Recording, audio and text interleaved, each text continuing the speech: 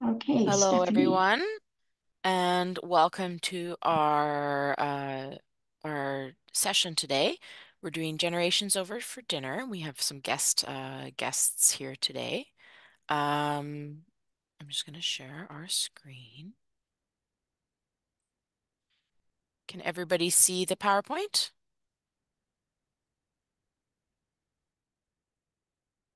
Yes? I can't hear anybody, so I will assume yes. All good. Okay, perfect. Um, so welcome to the session.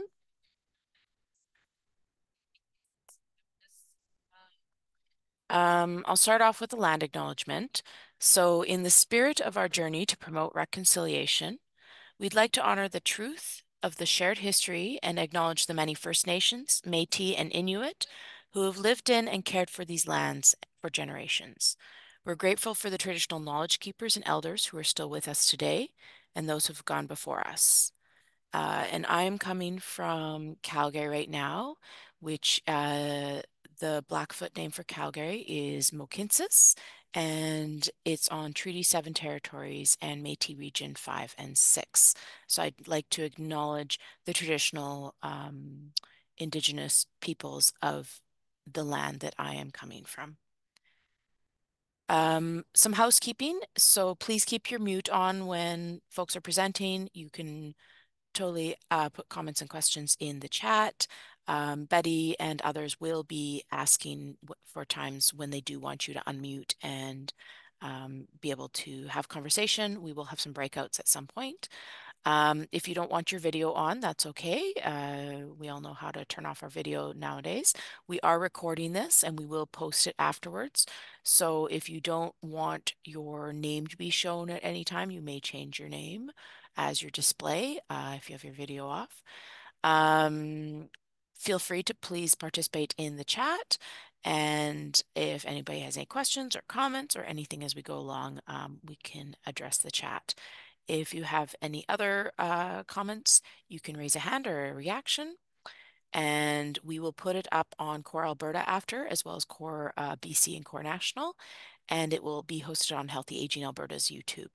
So you can watch it later, and if you missed today's session, you can watch it via one of these platforms. So I'm representing Healthy Aging Alberta and Core Alberta. Um, so Healthy Aging Alberta is um, an initiative to bring together the community-based senior serving organizations across the province of Alberta. And one of our tools that we have is the Core Alberta website, which is the stands for Collaborative Online Resources in Education. And this is a provincially coordinated learning platform designed to strengthen the sector and increase organization and sector capacity through information sharing, training, mentoring, communities of practice, policy development, resource development, and collaboration. So on the site, we share resources, we share events, there's funding opportunities. It's free for a membership to participate. I also collaborate with, we have our Core BC and Core National platforms. So the three platforms I run together with another group of folks out of BC, and we share information from across Canada. So if you're not a member of CORE yet, please join us on one of the CORE platforms. And then, as I mentioned already, Healthy Aging Alberta is a network of community-based senior serving organizations across Alberta, united by a shared vision to make Alberta one of the best places to grow older. So we're developing a coordinated CBSS sector that is able to integrate within the broader system of care. And that way we can empower, support, and inspire every Albertan to age how they choose and ultimately improving their health and social incomes. I'm going to introduce the team here. So we have Betty, who is our intergenerational trainer and consultant with Good Links Intergenerational Practice, also out of Mohkinstsis, Calgary. We have Corey here, which is the team lead for seniors, adult, and community programs out of the County of Grand Prairie. We have Jane, who is the co-chair for Sundre Senior Spruce Society out of Sundre. Anita is our program manager from the Capital Region Mental Health and Addictions out of Fredericton, and myself. and my name is spelt weird there. Yeah, I am out of Healthy Aging Alberta, and I'm out of Calgary. Okay, I'm going to play a video here. And Stephanie, can I yes. interrupt? Yes. I'm going to ask Anita to introduce our topic first. Sure. Okay. Hi, everyone. Great to meet you all. Lovely to have you here today. The topic today is generations over dinner, as you're all aware. And then we're going to be talking about kind of other connections over food that could inspire intergenerational relationships. The project Generations Over Dinner is actually based on Death Over Dinner, which was a program that inspired over 1 million dinner conversations.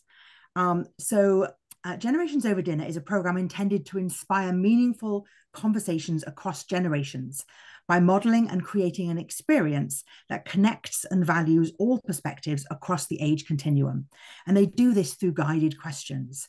So I think we'll have Stephanie play the little video about it. And then we'll move on to Betty to explain the rest of what we're going to be discussing today. So if you could play that video, Stephanie, that'll give us a little bit more information about the project that this today is inspired by.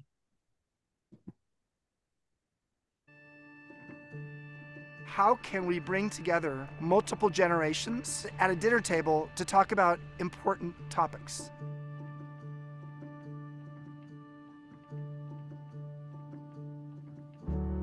I definitely was unsure about how the dinner was gonna go over. There's a divide a little bit between generations. I was born in 48, so I am a baby boomer. I'm Generation X. I was born in 39. A lot of people see the boomers as, okay, boomer, don't tell me your war stories. We elder millennials have a little bit of judgment towards our younger members of our cohort. A lot of adults do complain that we're too negative about things. It seems like we're on our phones a lot, and we are, but we do care about social justice issues, and we're more passionate about these things than I think people see. We're looking to them to fix what's wrong. I love what my generation has done. From the youngest member to the oldest member, there's so much to learn from each other. Anything that connects people to folks who are not in their ordinary daily lives is powerful. You could really talk about things that are important.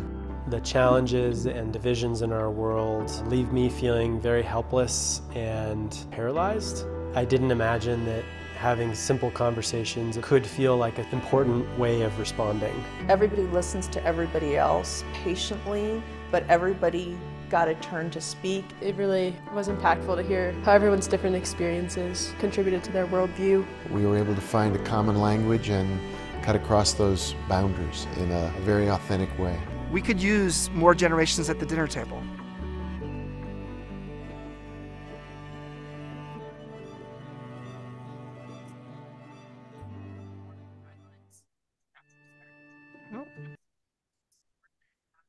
Okay.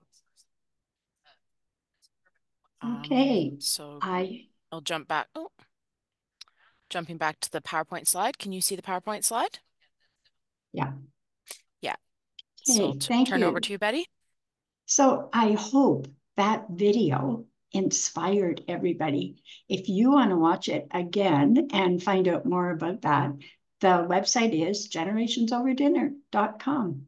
So now we're really excited because Jacquie Eales is here with her mother and her bonus daughter. So there's 3 generations here that are going to talk to us about their Sunday dinners with 4 generations every Sunday, of course. And the generations age from 6 to 87. But first of all, let me tell you a wee bit about Jacquie. And then Jacquie, if you want them to know more, I'll let you fill in the blanks. Okay, so Jacquie, she recently, well, first of all, she's been part of our community for quite a while. And so it's so nice to have her have her spotlighted today. Jacquie recently retired from U of A, where she was the research manager for research on aging, policies, and practice. She and her husband bring together 4 generations for dinner every Sunday. From ages 6 to 87, They're building bridges across generations. So we have Jacquie, her bonus daughter, Lisa, and her mom, Joan. And I'm going to turn it over to them to tell us about their experiences with Generations Over Dinner. Thank you very much, Betty, and thank you all for joining this, what I think is an important conversation. This is my mom, Joan. She's the former continuing care manager for the Northeast sector of BC, and she is 87 years old. And this is my bonus daughter, Lisa. Some people were curious about what a bonus daughter is.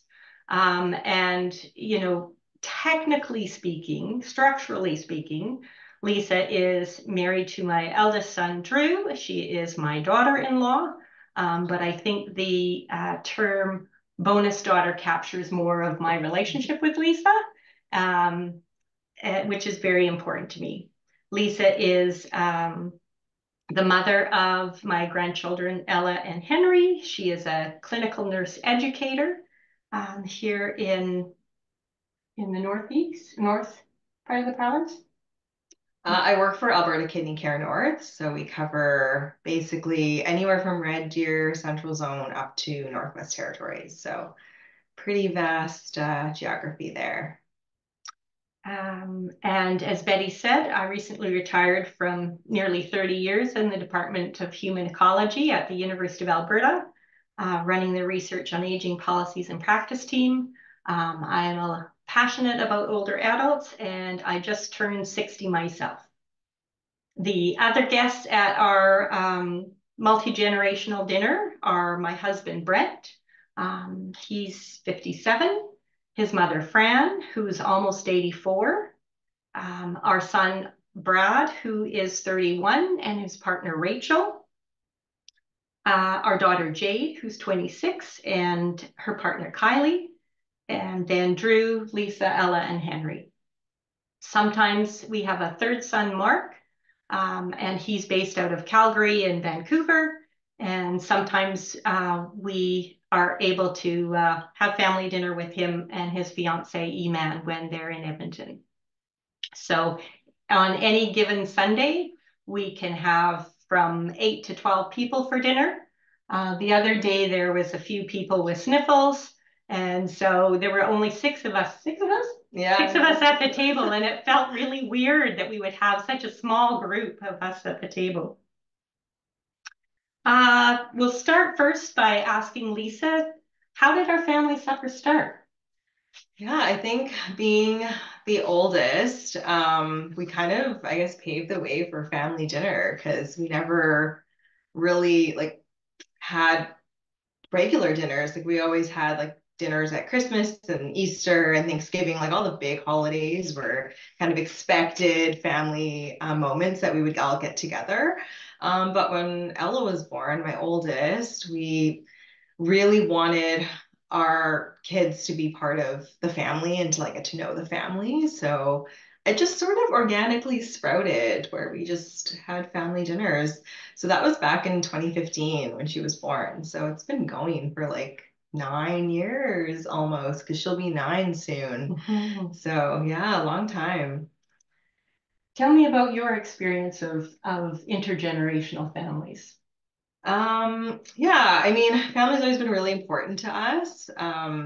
Growing up, like I felt like I didn't really have like a big part of like all of our extended family. So like this is really grandparents, great grandparents, aunts and uncles. So, you know, we never had this bond like we do with our family now where we see each other regularly. I feel like I missed out on that and I didn't want like my kids to miss out on that. I really wanted them to have a really strong relationship. Like they are so close to Jacquie, who they call Janana. And so like all the grandparents kind of have their own names that we've come up with that are a bit unique. And yeah. What did you and Drew want to get out of the family dinners other than sort of the relationship piece? I wanted them to have role models, like other than us. Because, like, you know, mom and dad, it's like, yeah, mom, whatever. You always nag us about those things. And you're always telling us those things. But to get that different perspective from different adults in their life, I thought was really, really important. And especially when we stand firm on our decisions together, I feel like that really, really makes a difference for them too. For me, from my perspective, it was, like you, wanting to have important bonds. But from my perspective, those nurturing, strong connections with family and friends, they've always been part of who Brent and I are ever since our kids were small. As Lisa mentioned, we enjoy bringing family together to celebrate holidays, birthdays, milestones like graduations and anniversaries and stuff. When Ella was born, Drew is between 8 and 13 years older than his younger siblings. And so when they had Ella, Drew's siblings were in high school and university and still living at home. And it was important to me that we maintain the close bonds among the siblings in adulthood. We also wanted to be able to, I know from the research on caregiving that how sibling relationships can either make caregiving later in life much easier or a lot harder. And I didn't want that for my family. We also wanted to be part of our granddaughter's life and see her on a regular basis and support Drew and Lisa as new parents. From having 4 kids, we know firsthand how exhausting parenting can be, and we wanted to be there for them. Our children were also really excited to be new aunties and uncles, and Brent's mom was thrilled to have a new baby in the family. As a person with a lifelong passion for older adults, I'm also committed to reducing ageism. And the best way to redress ageism is through experience and connecting with people of all ages. When my husband's grandmother lived with his parents at the end of her life in the early 2000s, we would have them over for supper every week. And my children got the opportunity to spend one-on-one time with their great-grandmother, whom they called Gigi. She would, she had macular degeneration and she would sit on the couch, but the listening, the empathy, the genuine caring that she demonstrated for my children, they felt valued, they felt important. And those deep connections and those experiences benefited them then, but they've also carried through to them now. They're so patient with older people. They take the time to explain things and help them. And I wanted my grandchildren to have this same learning opportunity. So we were very intentional with our multi-generational Sunday suppers. And as Betty mentioned, on a weekly basis, we bring together anywhere between 8 and 12 people from the ages of Henry's almost 7 and to 87. Joan, can you tell us when you joined the multi-generational family suppers? Well, I was living in Victoria, a long distance away, but periodically when I had an opportunity to visit Edmonton and Sunday dinner came along, I was welcomed into the fold, and I really enjoyed that. And that changed when I did a final move from Victoria to Edmonton in 21. So the format that we have for our multi-generational dinners is people tend to arrive around 4:30 in the afternoon. And we're very, there's usually about 45 minutes before dinner is served. And that's very much around social time. So people talk about their week, about current events. There's card games, crib, chess that happens. And so you'll often see me in the background making salad or something like that, but my ears are just listening for all these, wonderful conversations that are happening amongst people. And I have this big smile on my face. Everyone contributes to the meal in some way. Brent and I do the grocery shopping, the meal planning. We provide the main dishes. Brent's an amazing barbecue smoker kind of guy, and so he's responsible for the meat and the carbs. and I take care of the veggies in the salad. Sometimes I get my grandchildren to help me with the salad, depending on when they arrive and what stage of preparation I'm at. Our son Brad is very skilled in the kitchen. He spent 7 years in the kitchen at Earl's and has a food science and technology degree. He enjoys helping in the kitchen, cooking, after the meal, putting together take-home meals for his grandmothers, my mom and Fran. Joan, how do you contribute to the family supper? Well, I'm really not doing very much cooking anymore in my life. I've given that up, and I wasn't a great one anyway, so it's no loss to the world. But I can still wash dishes. And so I can come in earlier and help with the prep dishes, because Brent loves to cook and he has dishes scattered all over the place. So if I can come in early and wash them all up and they get put away, it looks serene and lovely. And how did they manage to do this and look like this now? And then after dinner, there's the regular dishes to do. And Jade, one of my granddaughters, and Fran, the other grandmother, and I work together to clean up the dishes. Lisa, how does your family contribute to family dinner?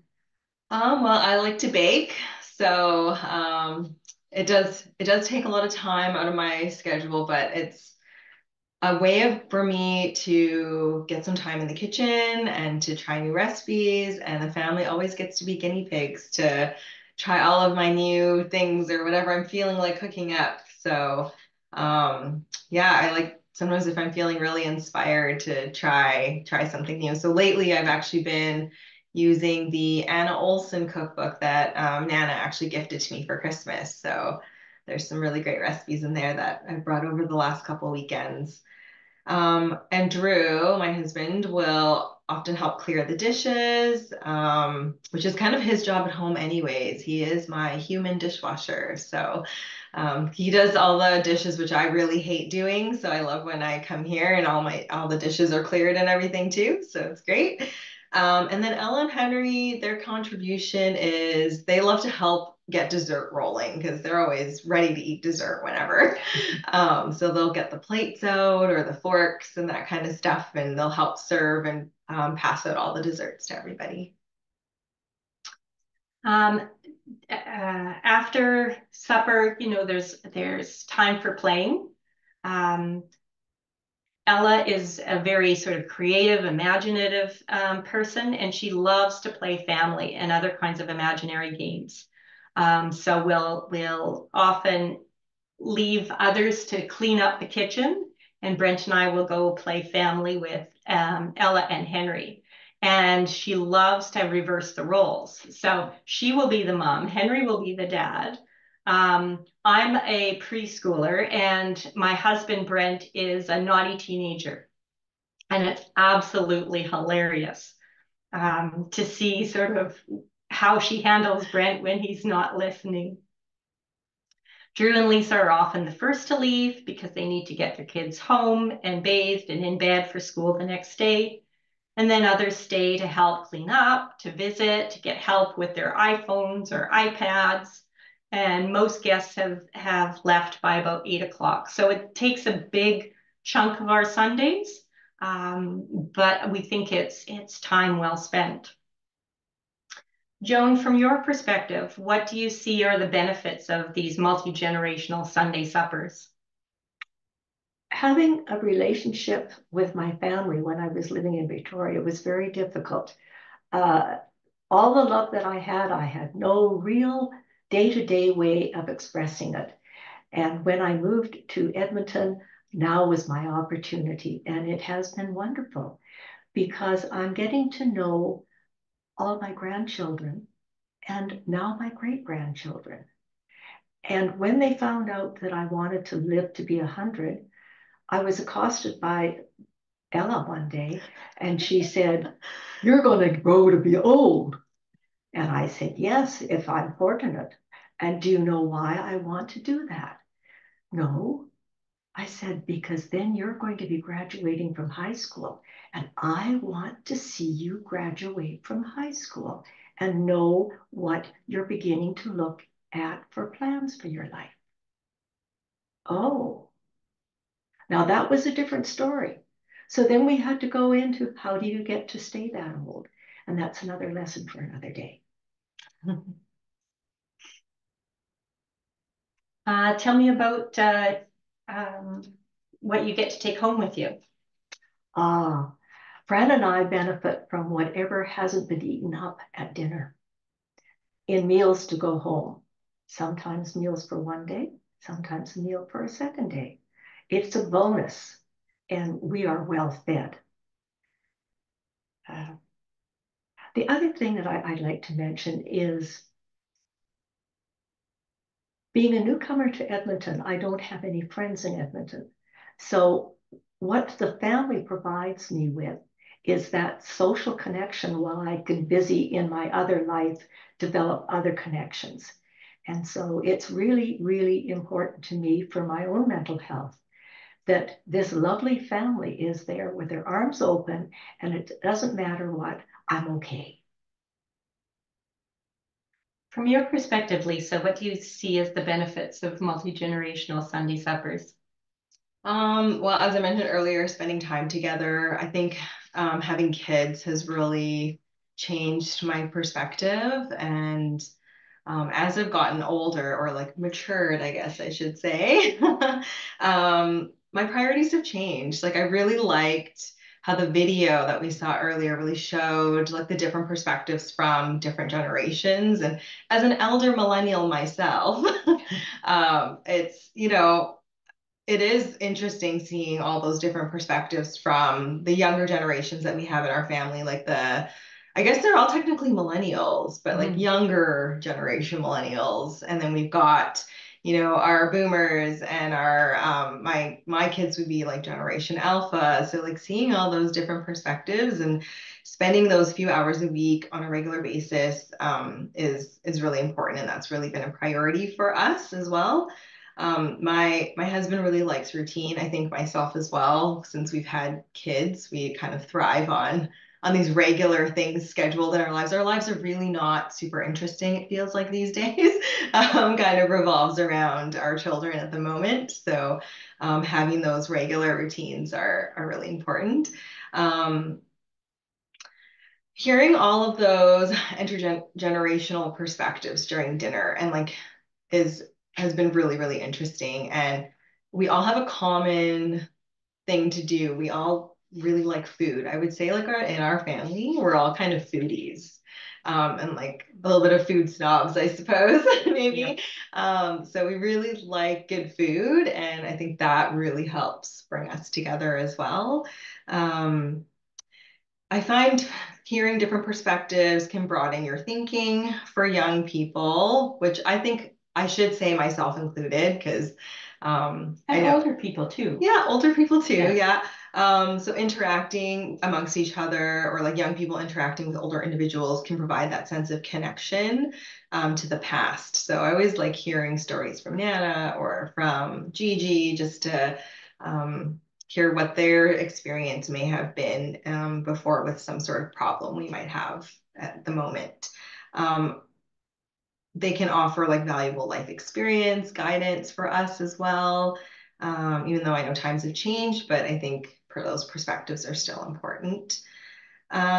Older individuals can offer our younger generation support and mentorship and different perspectives on the world. Our younger generation can help our older individuals with technology. Oh, yes.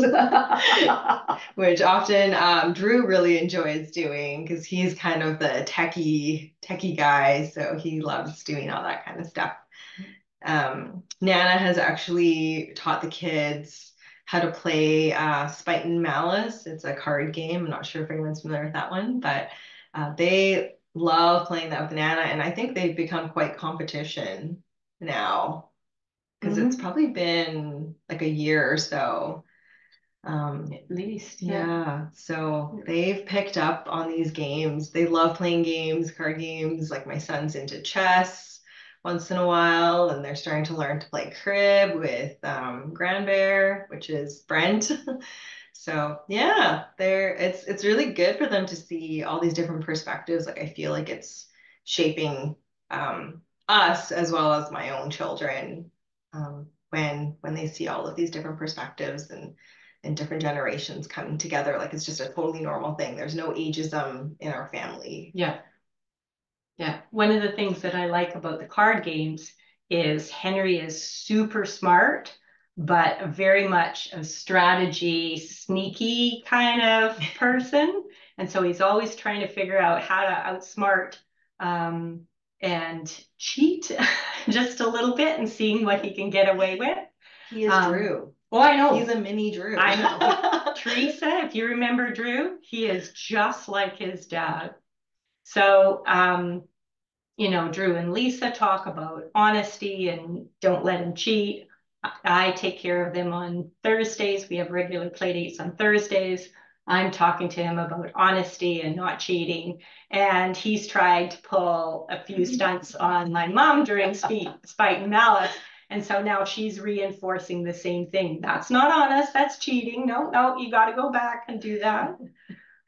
So it's quite fun to be able to, as Lisa has said, see how the different generations can reinforce the same value to the younger kids.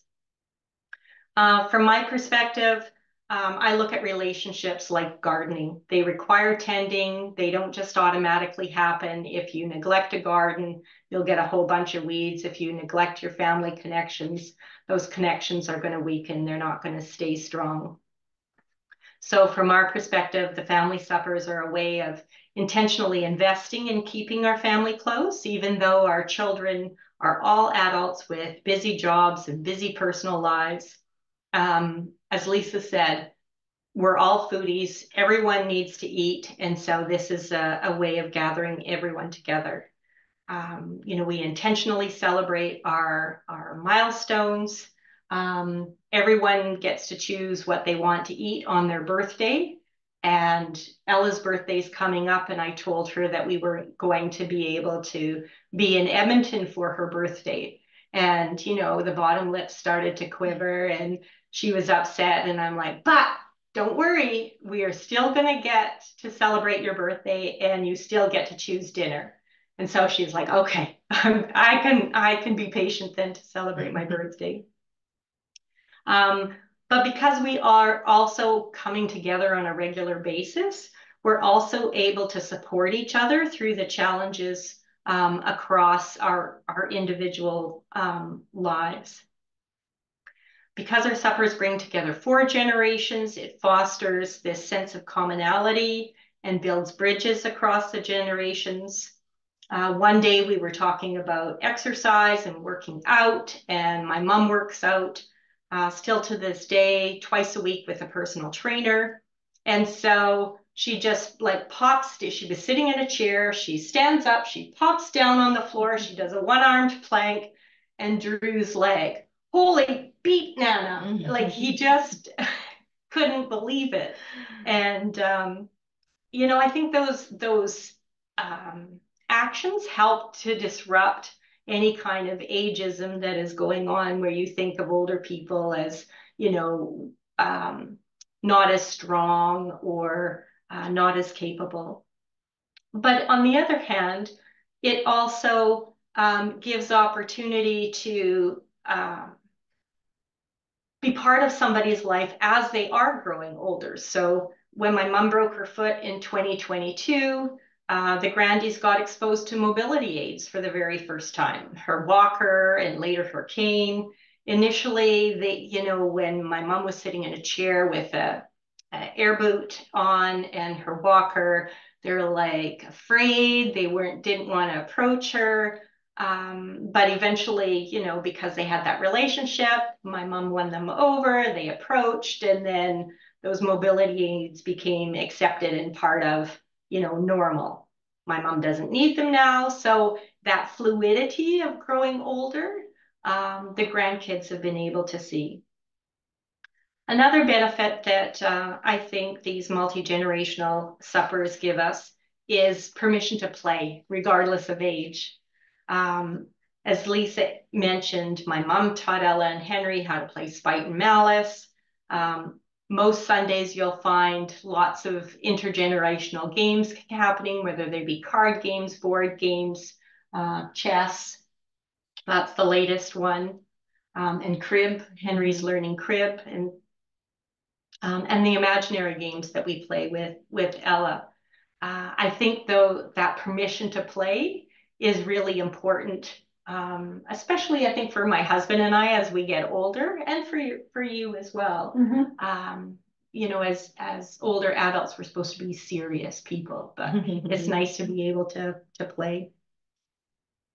With any sort of thing you do, there's lots of benefits, but there are some challenges. As Lisa mentioned, it's a big time commitment, not only for her as a working mother trying to fit in time to make dessert, but also for Brent and I to be able to host on a weekly basis. It takes us at least 6 hours a week to be able to plan the meal, do the grocery shopping, do all the preparation, host the event, and clean up afterwards. On a regular basis, we have average 10 to 12 people. Family dynamics and later life relationships can be complicated. And with any large gathering, there's personality quirks of individuals who are sometimes annoying that we just have to roll with. In terms of thinking about if someone were to start this kind of multi-generational dinner in their own family, Lisa, what's one of the keys to success that you think of? I would say commitment to it. Knowing that on Sundays, like, we are going to get together as a family, we're going to spend like 3 hours together, all together in one room. Just having that commitment of setting that time aside to say, like, hey, I've got family dinner. Like, everyone has things come up in life. There's always things that maybe you have a concert to go to that's like a one-time thing, or you're sick. So those things are, I think, understandable because life happens, but to know that, generally on Sunday, yep, this is where I'm going to be. Making that commitment. It's commitment to everybody, because there's a lot of people involved and a lot of hands that go into making the meals. So I think commitment is a huge one. I saw that commitment too in the video that was shown about generations over dinner. The people, even though they weren't related, the people who attended those generations over dinner events were very committed to being there and participating in the discussion and being open to it. I see flexibility as being another sort of important component in having successful intergenerational events. When COVID happened, we were still very much committed to trying to bring people together in some way. And it was still important to the family to have these intergenerational dinners. So we couldn't have the meals in person, but we flipped it to a curbside pickup. And so Brent and I would do all the cooking, and we would prepare the meals for people. Lisa would still do the dessert. They would be the first to pick up their meal, drop off dessert. We distribute the desserts for the other people to pick up. People would be able to kind of like pass each other outside as they're picking up their meals. And then we would sometimes meet over Zoom to have our dessert together and be able to talk. So I think flexibility is really important. And as Lisa said, people are busy, and so they can choose to come or not come. It's just a matter of letting people know. I think, I was talking to my son, Mark, who's not able to participate in family suppers very much. And I was saying, you know, what is it about family dinners that he loves? I think we're really fortunate and unusual in that most of our family is physically proximate. He's not. And so from his perspective, some of his favorite times to connect with his grandparents are when multiple generations are sharing the same space. So he recognizes that some people have grown up not knowing their grandparents. And so he thinks it's super special to have grown up knowing his grandparents and his great-grandmother. And I know that Mark and Eman are thinking about having children, you know, one day down the road. And it'll be interesting to see where they end up choosing to live, because it likely won't be so close to family, but they really do enjoy family dinners. So when they recently got engaged, we sent them a card and we're like, next time you're in Edmonton, we'll celebrate your engagement. I think family relationships and the strength of family relationships are another sort of important key to success. But as the video demonstrated, it doesn't necessarily have to be family relationships. It can be with strangers. But with family, it's a little bit different. We're super fortunate that we have a close family. And as we've added, you know, the kids' partners over time, some of them, like Lisa, embrace those family connections. Others think we're a little bit too close for comfort, and so they stay away more often. One of my friends was wanting to do this family dinner herself, because she you know, heard all about our family dinners. And she wanted to do it for her own family, and she has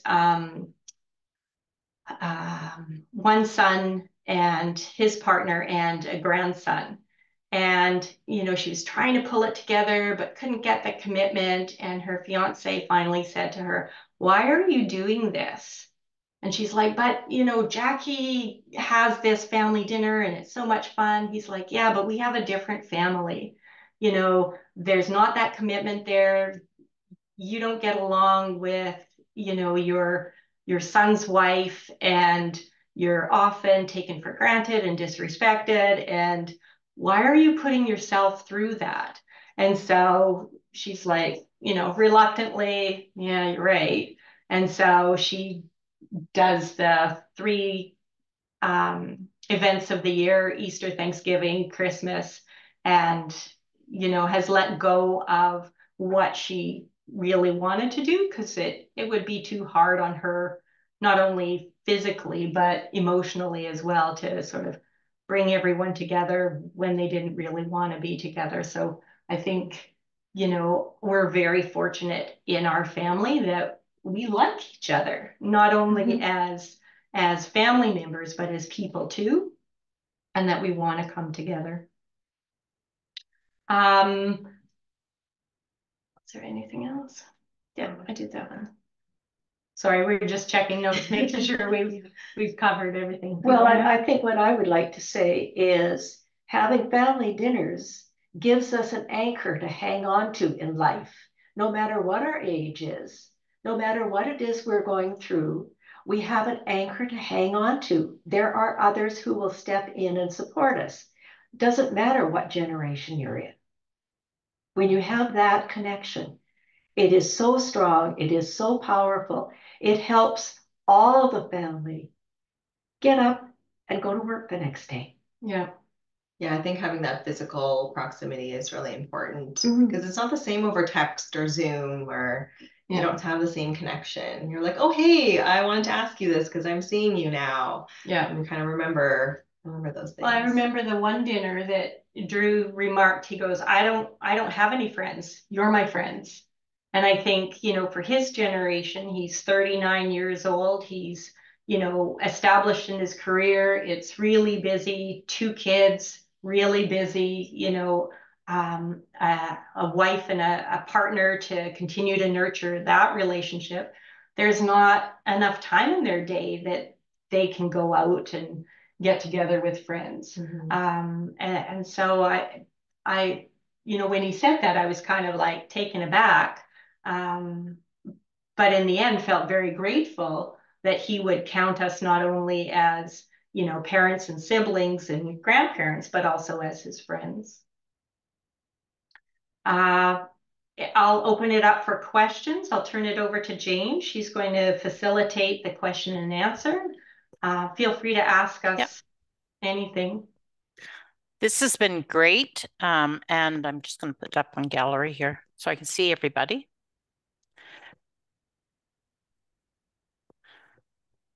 So many questions still to ask. So is there anybody that would like to start off with questions? If not, we have a couple in the chat.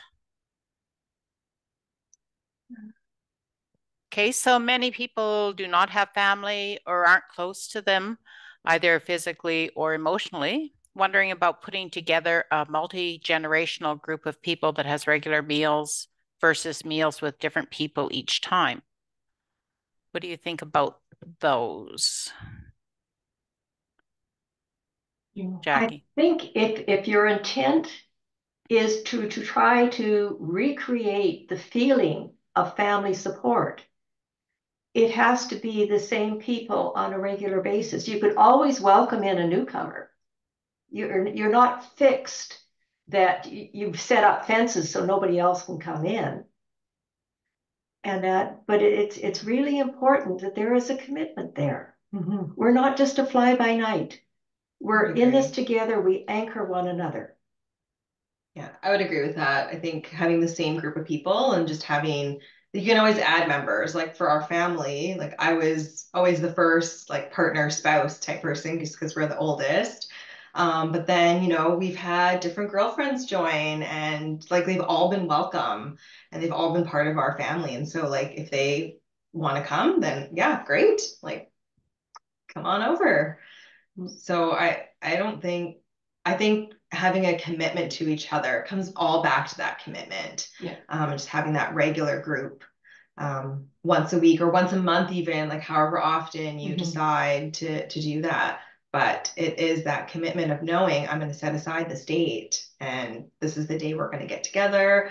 Who's going to host, or like, would you rather go to a restaurant? It's just spending that time together. Yeah. And food always brings everyone together. Well, from my perspective, food is a great equalizer. Everybody needs to eat. And so the concept of generations over dinner is a great one. Who you bring together doesn't really, or it matters, but it's bringing people who are committed to the process together that I think really makes a difference. And that commitment over time. So it's not that you're necessarily going to go to a one-off kind of event. You can do those one-off events, but they're not going to become that anchor that my mom talked about, that source of support and connection, unless you have them on a more regular basis. Doesn't have to be weekly. It could be monthly. It can be quarterly. But it does have to have that commitment by all members. How could you maybe see about incorporating cultural diversity and getting people together? I think it's one of the things that I have, having worked at the university, we often have international students. And international students, there's a specific program around Christmas time where the university tries to link international students with host families who are willing to sort of bring people together over a meal over the Christmas holidays and talk about cultural differences and traditions and things like that. We have a lot of diversity in our own family. I was going to show a picture of our family, but I just decided to keep things simple. But we have Lisa. Lisa's Canadian, but her family immigrated to Canada from Hong Kong and China.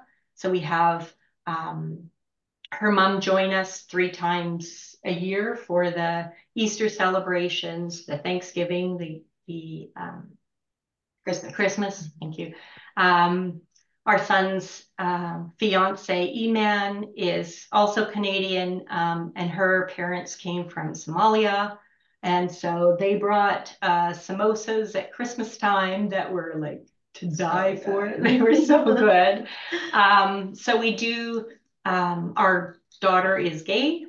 And so her and her partner come, and there's just, you know, as Lisa said, we're very sort of inclusive and welcoming. I've tried to figure out a way that we can bring, you know, the international students in, but I thought it might just be completely overwhelming for them to come into this massive group of people over Christmas time and try and figure everything out. I have a friend from Nepal right now, and so she's started to join our family suppers to meet everybody and learn about our family and how we do things. Thank you. Anyone else with questions? Yes, Betty. I have a question. So when your whole family sits together to actually enjoy the meal, does conversation flow freely, or do you ever choose a topic or have conversation starters? No, the conversation flows freely about what people are doing.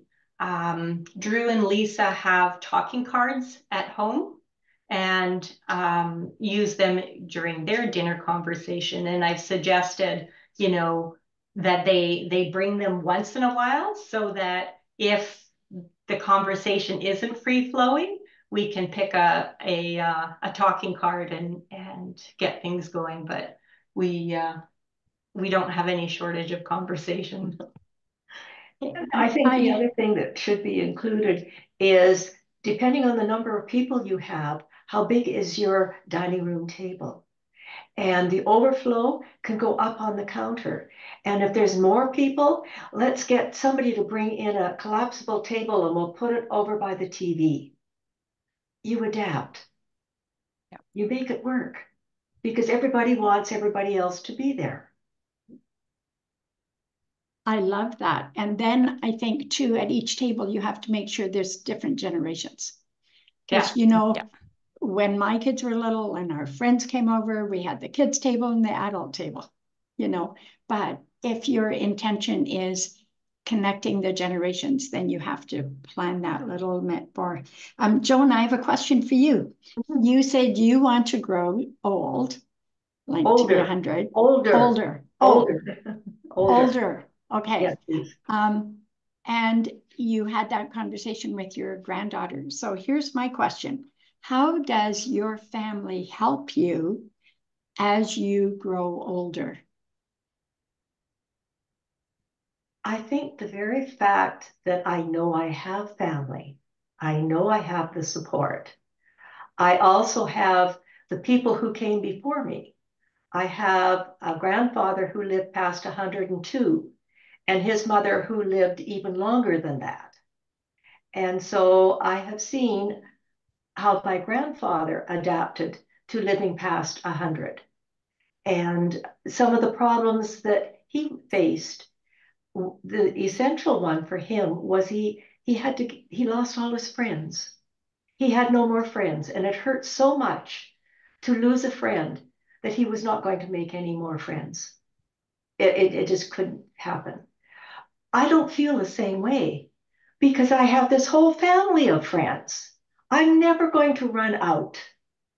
I'm in a blessed place. And what difference does it make having your grandchildren part of that?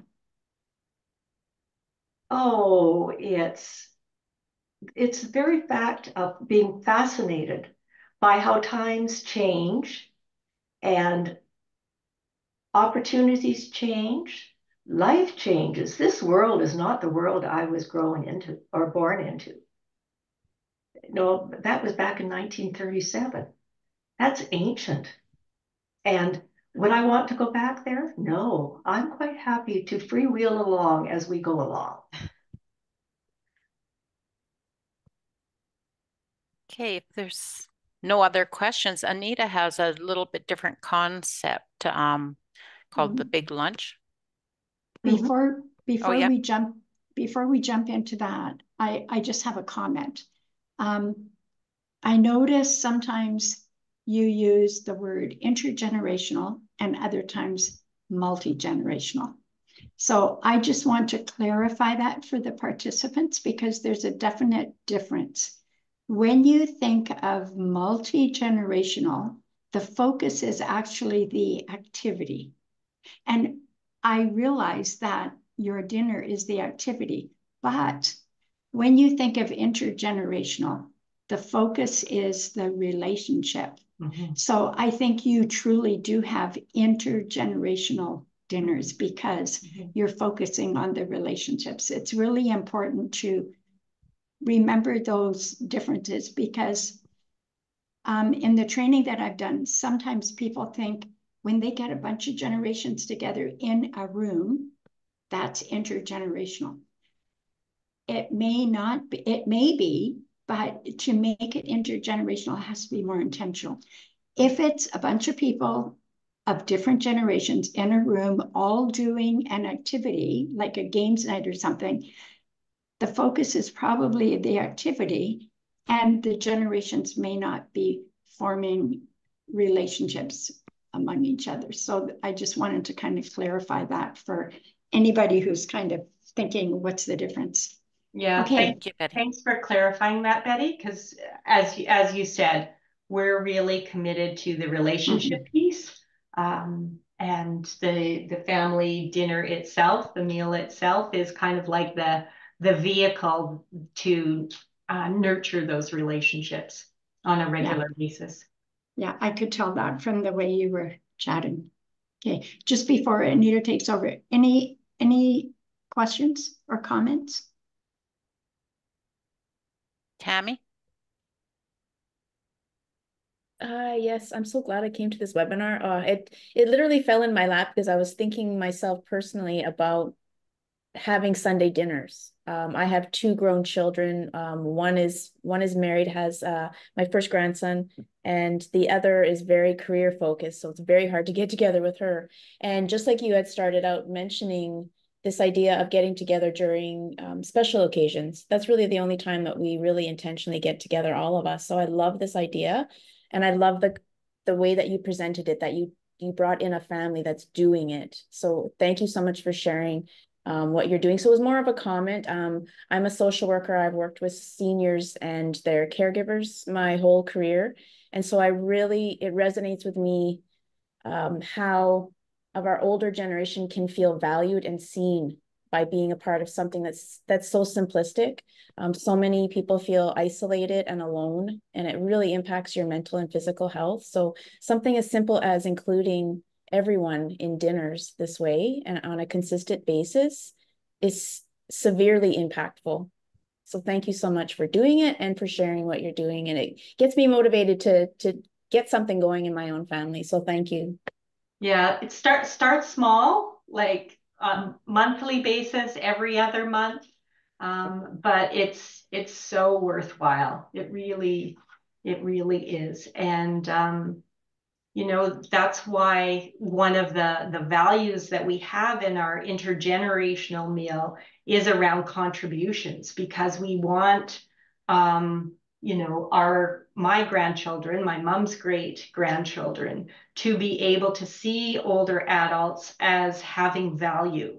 You know, my mom has value in being able to play cards with her great grandchildren. My mom has value in being able to wash the dishes. She's contributing.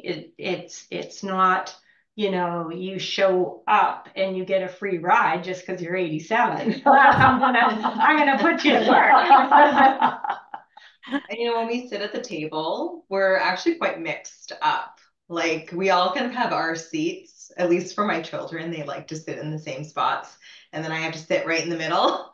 But I mean, right across from us is Nana and Gigi, and then like my husband will sit beside them. So we're all kind of mixed up at the table, but we certainly have our spots, and then everyone else just sort of joins on the ends and wherever else there are seats to sit at. So, well, my dining room table has a room comfortably for 8 people. We can do 10 in a squeeze. But when there's more, there needs to be people who are willing to sit at the island. And I've wanted to, grab my granddaughter and say, come sit at the island with me. And she's like, nope, that's my chair. I'm sitting at the table with, everyone else. Well, it's because they are the youngest, but they have a definite place there. Oh, yeah. Yeah. They belong there. Yeah. Don't you dare move them. No. Okay, thank you. Teresa. Well, I'm a little bit jealous, I have to say. My parents are gone now, and same with my in-laws. But we have a grandson and we have 2 daughters, and we live all apart. So my parents, before they passed, for probably about 3 years, they would call my children at 8 o'clock because they knew it was winding down time and going to bed, and they would have a chat with my children, and they would talk about everything. And now that my grandson is 11, we do the same thing, is that we call him just before bed and we talk about his day. So the three of us get on there and we chat, and if he's had a bad day or a good day, or sometimes we talk about the weirdest and most wonderful situations. And then we've made a commitment that once a month, no matter what, the family comes together. So it can be done. It becomes more difficult when people are spread apart, but it's important. And I look at the relationships that we've got with our children, and more so with our grandson, with his Auntie Momo, and my husband is his only male role model, so they go off and do manly things, and he helps me in the kitchen, and we chat and visit. So that intimate time together to share is so important. Oh, I love that. That's so great. Hey, Betty. Our focus today with having Jacquie and her family has been family dinners, but I really want to extend that focus to having community dinners. So they're fortunate. I'm fortunate to have some of my family in close proximity, but not everybody is that fortunate. And we're not all lucky enough to have family. And so create your own family, create your own little community. And before I leave, Lara left a comment. And Lara, can you hear me? Did you get an answer to your comment or question?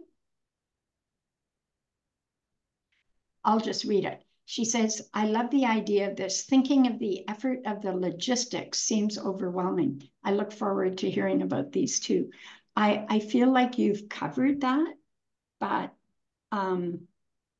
okay. Laura, when you come back, you can just jump in if you feel like you need more of explanation. Yeah, the logistics, I mean, that can be time consuming. And it does take a big portion of our time, but because we're very intentional and committed to this, we're willing to invest the time. If we happen to be away on vacation, then the family doesn't get together. I think looking around at our children, none of them have a big enough space to kind of like bring everyone together. And it's okay for people to take a break of a week or 2 weeks while we're away on vacation. But the expectation is as soon as we get back, we start those family. What's for dinner? Yeah, what's for dinner? Exactly. And everybody's life is so busy. If you can't orchestrate everybody contributing to a meal, order in pizza. Yeah. Oh, absolutely. We do that on occasion. Yeah. Yeah. Okay, Anita. Okay, Anita. Yeah, I actually just have a quick question before I just do that as well, is that talking about that, the logistics and that feeling overwhelmed. I'm sure I'm not the only one here who the thought of having a weekly large family meal is overwhelming. Is how do you deal with, do you just cook one meal? Like, how do you deal with allergies or sensitivities or people's preferences? I mean, I have someone who's gluten-free in the family and a vegan, and do you just cook one meal and say, this is it, this is, if you like it or lump it, or do you cater to different people? No, we cater to different people. Our daughter and her partner are vegetarian in their own household. Her partner is vegetarian in our household, but our daughter isn't. And so there's some flexibility there. When we have a much, much larger family dinner where we extend the invitation to my husband's sister and her family, they're vegetarian, their daughter's vegan, and the way we deal with that is everyone contributes to a meal. So I will be very specific about what I want them to bring. You know, please bring a vegetarian protein, please bring a vegan friendly meal, but bring enough for the whole group. So that idea of inclusion, you know, we make sure there's enough potatoes, enough vegetables, enough salad, that people can have those things. My sister-in-law also has gluten sensitivities. So, you know, the idea that everyone contributes something helps to have those food preferences addressed. Did I answer your question? Yes, you did. Yes. Thank you. It's still overwhelming, but wonderful. There is another question in the chat. Yeah, I think probably I might be able to address that, Hayley, in what I'm just going to share with you now. Hayley has asked, for a community meal, how would you suggest spreading the word and having people register? I'm going to tell you a bit about an initiative that is a community initiative. I think we have time, don't we, Betty, for me to just go through this? Yeah. And I think that will address that, Hayley. And I'm very welcome to anyone who wants to talk about this in a kind of a community sense to chatting with them after this. So the initiative I'm going to talk about is out of the UK, and it's called The Big Lunch. I don't know if anyone's heard of it. I'll take a little snippet from their website. The Big Lunch is the UK's annual get-together for neighbours and communities, with millions of people coming together for a few hours of food, friendship and fun. It connects people and encourages friendlier, safer communities where people start to share more conversations, ideas, skills, resources, and friendship. And originally it started in 2009, and it was just a yearly event. And now they run, they encourage everyone over a whole month to bring their communities together.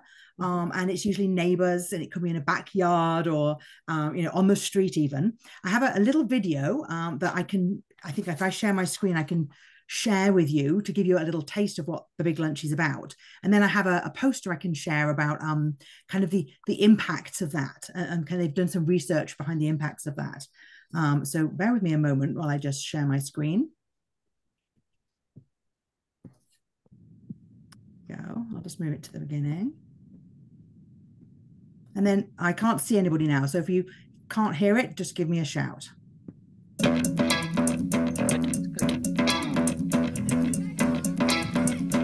The Big Lunch is here, and this year is taking place across a whole month.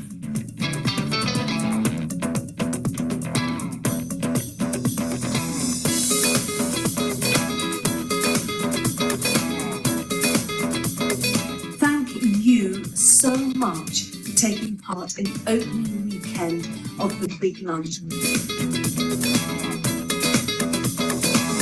With social restrictions, we've had a really tough year, and there are more reasons than ever to get together. Keep an eye on your neighbours, be friendly with your neighbours, get together with your neighbours, and especially since COVID happened. We've realised that we need to rely on our neighbours more than ever, and with the COVID pandemic, you know, people have had to isolate and really stay local.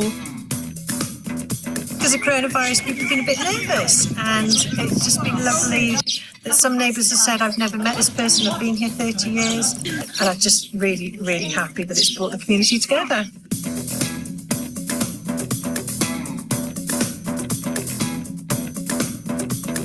We've spread the Big Lunch out over a whole month where you can take part when it works for you and your community. You could take part in Volunteers Week, Refugee Week, Loneliness Awareness Week, Carers Week, Neighbourhood Watch Week. There are so many things going on in June. A great get-together, and it culminates in Thank You Day. The big lunch is really easy to do. It could be you and a neighbour and a cup of tea. You can do it over the fence, on the doorstep, online. It's been a wonderful day today, culminating in the big lunch for all the volunteers. The big lunch is so important this year as it gives us a unique opportunity to celebrate all our joint efforts in supporting our local community. There's still plenty of time to hold your big lunch this summer. Join in during the month of community.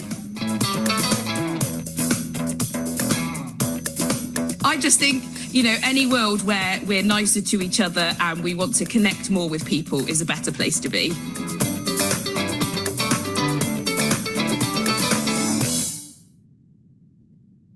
Great. And the other thing I wanted to share here was this poster that so last year was a different year because it was actually the coronation year. So a lot of people had these big lunches around the coronation. But last year they had 14.1 million people in the UK join in a big lunch, which it says that 1 in 5 of the population, which just blows me away. And to have 620,000 people volunteering their time for these is it's just an amazing community experience. And then at the bottom here, bringing people together, 81% of those who participated said they felt less lonely. And that's really what we're trying to do, with all, I'm trying to unshare. There we are. With all of our, intergenerational programs, that's what we're trying to do, is bring people together, is to combat, isolation and that feeling of loneliness for across the generations. And so, is that me? Okay. No. You're good. Am I still sharing? Yeah. I thought I had stopped sharing. Everything's fine, Anita. Yep. Okay, great. I could just hear some music playing in the background. So I think, the idea of the big lunch is really exciting to me as an intergenerational experience. I think as well, there was a quote from somebody that's, it's all about talking to your neighbors and people who we really didn't know. And afterwards, you see the brilliant things that come from that. So although these might be one-off events that happen once or twice a year, it's what comes from that. It's like, who have you met now and where do those relationships grow? So it has great potential for communities to get to know your neighbors or people in your community and support and create those networks that people might not have already. So does anyone have any thoughts on that or is interested in that as a concept?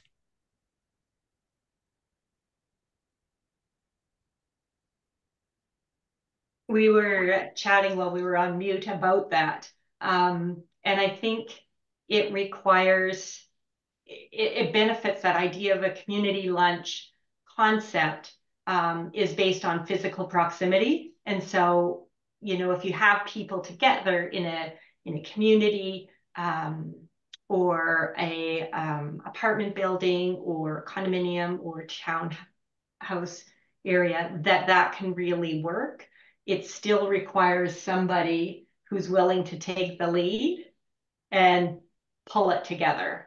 And, often people who are raising young children, who have busy work lives, this expectation that somebody will volunteer to do it may be a bit unrealistic, but it no doubt, if somebody puts the work into making it a go, it can be very successful. My husband and I went to a Bevies and Bites night at our community hall on Saturday night, and they were trying to sell tickets. Not a lot of uptake. Nobody wanted to make the commitment, despite these volunteers wanting it to happen. And, emails go out saying, please come, please come. And it wasn't an expensive event. It was $20 for both my husband and I to go. And so we bought tickets and we were like, if something else comes up, it's $20, it's no big deal. but we ended up going, and it was a wonderful event, but it didn't happen because of our efforts. It happened because, you know, a few people in our community want to make this an annual, actually twice a year kind of regular event to be able to bring people together. So it really takes a champion to make Generations Over Dinner, you know, the big lunch, those kinds of events. It really takes a few people who are strongly committed and willing to make it work. Yeah, organize. I should have shared really as far as the big lunch goes, and I just for people, because we haven't got much time here, just to if anyone was interested, the big lunch itself, and I didn't share that on the website, has all the resources you need to do it. So yes, you're right, you still have to have the champion who does the work, but yeah. You know, the invites, the posters, you know, how to do it. There's a really great easy setup. They suggest in your neighborhood you literally just put the invites through people's doors, and you don't have to prepare anything because they're all done in a kind of potluck style. So if only 3 people came, you'll still have enough food for 3 people. So there's kind of not that prep to do. There's just the kind of on the ground inviting people, and you know, arranging the park you're going to meet in or whatever. But yes, you do still need those champions, but it's an alternative when people don't have. I know my neighbors don't have any, you know, family around, and it's a chance for them to connect with other people of different generations. Yeah, our elderly next door neighbor was almost 90, and we kind of took her under our wing during COVID, and so we could come together as a family, but we would also take her a meal. And so she became part of the extended intergenerational family dinner. We would take her a meal. We would check in on her on a weekly basis. And she felt very supported and loved to look forward to the meal. She was like, now, if you're going to be away, you make sure you tell me so I can make alternate arrangements. And we're like, no problem, Eunice. And when she passed away, we went to her celebration of life, and so many of her friends came up to us and said, we've heard so much about your family meals. And, you know, we wish we had neighbors like you as we grow older who would, you know, give us a meal or invite us to dinner or check in on us. Yeah, so it was very heartwarming to hear the impact that we've made on her life before she passed. And my life at the present, I'm doing assisted living at home. And I think that's the way to do it. And thanks to all the family and everybody else who step in and support, and the extra meals that go home so that there's another meal the next day, or maybe another 2 meals the next day. And the reason it works for you, Joan, is because you have so much support. And our intergenerational community of practice and CORE, being there for service providers for older adults, organizations serving older adults. That's what we want to do. We do not want any older person to feel like they are isolated and alone. And that's what we're all about. So thank you. I cannot say thank you enough. I've thoroughly enjoyed it. I noticed a few people left, and I'm thinking it may be confusing. Our cafes are 1 hour and our events are 1.5 hours. So, you know, we may have to do something about that. But Haley, I just want to address your comment for a second. You said, how do you spread the word and have people register? And the church that I go to, and Jackie, you're right. Somebody has to take the lead. And so we are going to do a Generations Over Dinner. And, you know, a few of us met last week, and this is how we're going to do it to start. We are going to decide how many people do we want, and we're going to extend invitations. It's kind of like if you invite somebody over for dinner, they're not going to say, oh, maybe. We're going to actually invite people to the dinner and maybe just have 2 tables. I don't know what it's going to look like yet. But if you invite somebody to your house, then they don't have to register. They just have to say yes. So even if you start with one table, and if you do that, and then you decide to extend it another time to 2, those people can invite their friends, and it can kind of grow organically, because, you know, word of mouth is the best way to spread something. So, okay, well, I hate to end this, but all good things must come to an end. So Stephanie, do you want to share the feedback link? So, you know what? We cannot keep improving or just keep going without your feedback. And to email it to you tomorrow, you're all busy. So I want you to click on the link in the chat box, and I'm going to give you like 3 or 4 minutes right now to fill out the feedback form, and then we're going to come back and I'll tell you about we'll wrap up and I'll tell you about what we're doing in April.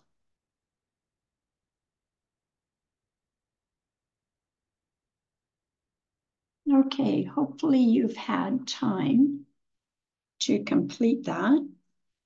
Thank you for doing that. We always appreciate your feedback. And you know, after this event, I will be sending out an email tomorrow. I'll include the recording of today's event and also a link, if I have it ready, where you can register for April's event. It probably won't be ready tomorrow. Who am I trying to kid? But I will get that post ready in this week so that you can register for that. So our next one, it's an intergenerational cafe, which are really informal. And we're going to talk about how can we turn one-off events into longer programs. And this is a perfect springboard, because you may have generations over dinner one time. You may invite a few generations to have over for lunch or dinner. But how can you turn that into a longer, truly intergenerational program? So if you have ideas or experiences, bring them next week. Next month. And it's going to be a truly intergenerational cafe where you're going to come. We want to find out what you're doing in your community or any ideas that you have. Okay. So what's our last slide? Do we have anything else after this? I think this is it. Okay. Oh, yes. Don't forget, if you're not a member of our intergenerational community of practice on CoR Alberta, please do that. Okay. And I know that you're from all over the country, and we're so happy to have you be part of this. And we're very happy to have you come and join our community of practice. Okay. So unless anybody has any last comments, we will be just finished. an invite again for you to follow us on CoR Alberta or CoR BC or CoR National, depending where you're tuning in from. And if you want to get a hold of our team, you can email us at info@healthyagingalberta.ca. Yep. Thank you. Enjoy the rest of your day. And I'm going to ask